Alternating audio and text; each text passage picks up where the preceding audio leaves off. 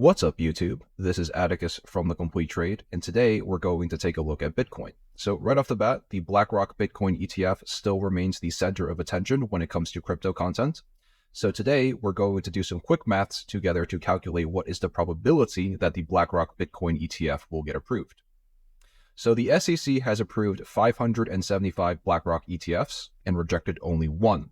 So the probability that the BlackRock Bitcoin ETF gets approved is 99.8%. So basically what we've been saying for a few months now, the question shouldn't be, will the BlackRock Bitcoin ETF get approved? The question should be when the BlackRock Bitcoin ETF will get approved. And as we spoke about in the 80K Bitcoin ETF bull trap video we made a few months ago, we anticipate that the Bitcoin ETF will get approved in either Q1 or Q2 of 2024. All right, moving into the charts, as we spoke about in yesterday's Lido DAO episode, nothing has changed for Bitcoin and Ethereum. Our targets still remain unchanged. In the short term, we are still anticipating Bitcoin dropping to $31,000 to $36,000 over the next few weeks and months. Bitcoin is now printing two bearish shooting star patterns on the 2-week time frame, so this could just be a fake out above our white demand trend line for Bitcoin to go lower in the short term. Like I said, the long-term targets still remain unchanged. Shifting gears to the Elliott wave count, we are still tracking a wave 4 correction before we push higher. Now we can measure the target of a wave 4 by taking a trend-based fib extension.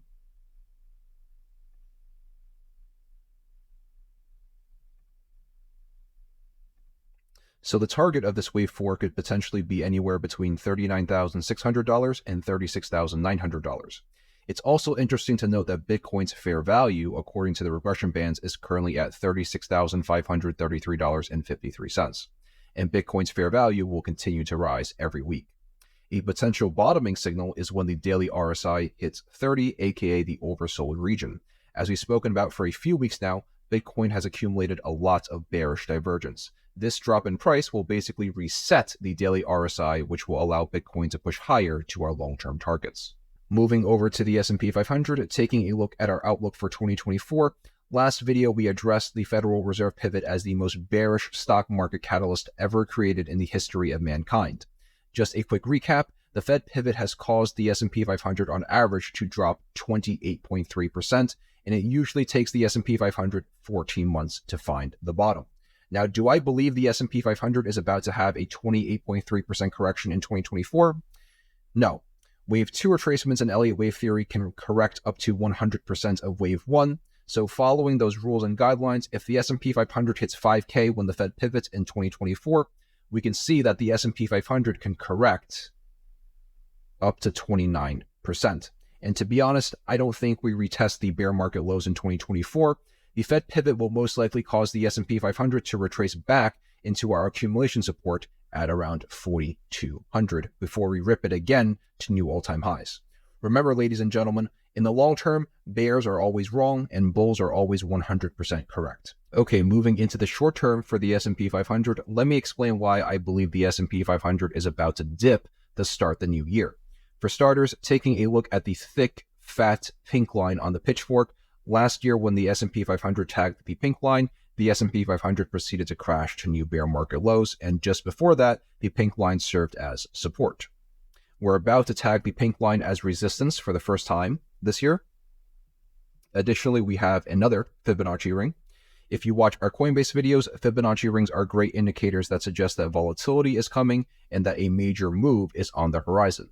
Just take a look at the past 3 Fibonacci rings: pump, dump, dump.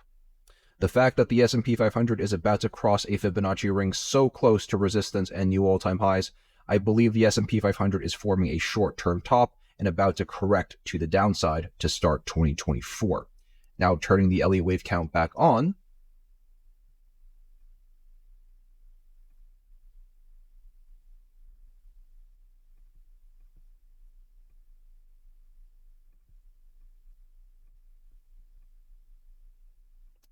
B waves usually retrace 50 to 78.6%, so taking a Fibonacci retracement.